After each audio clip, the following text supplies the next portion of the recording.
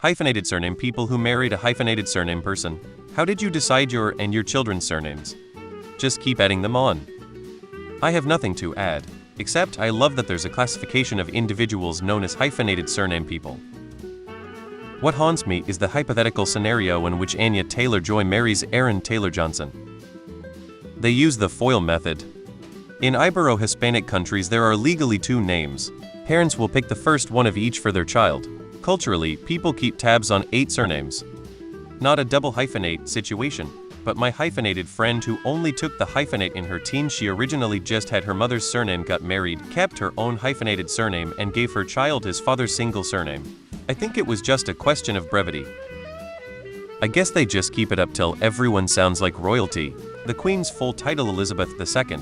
By the grace of God of the United Kingdom of Great Britain and Northern Ireland and of her other realms and territories, Queen, head of the Commonwealth, defender of the faith, and sovereign of the most noble order of the Garter.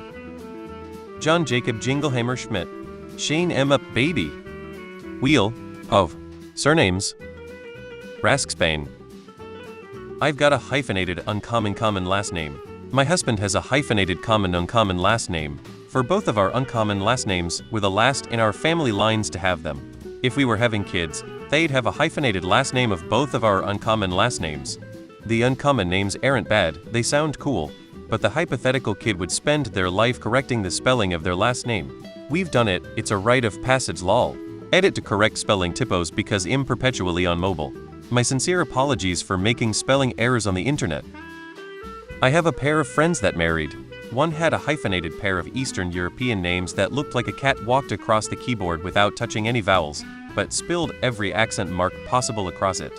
The other had one of those unhyphenated multi-generational Hispanic names. They tried to figure out how to make it work and eventually said fuck it and both changed their last name to a single monosyllabic name and have happily never had to explain how to spell or pronounce their name again. I came across someone with a double hyphenated name, call it Smith Thomas Johnson. Except don't, because you were supposed to say Smith Thomas Johnson or they would get offended. For the life of me, I couldn't hear the difference, but boy could they. You've never done differential equations? The names cancel and you solve for x, that's why we have mononyms like Cher and Beyonce.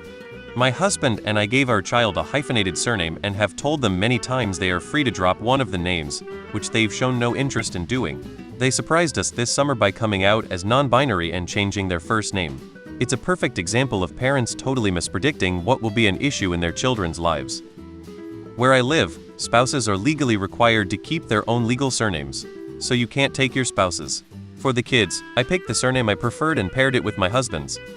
I have a hyphenated surname, but my wife does not. For our kids we created a new hyphenated name by choosing which of my 2 last names sounded best combined with her last name. It's really not that complicated. My mom did it to me and it is a pain in my ass. Legally got it changed and then moved out of state. When I moved back to the state, all I had was my birth certificate, so the damn hyphenated last name came back into my life and I have to get it legally changed again.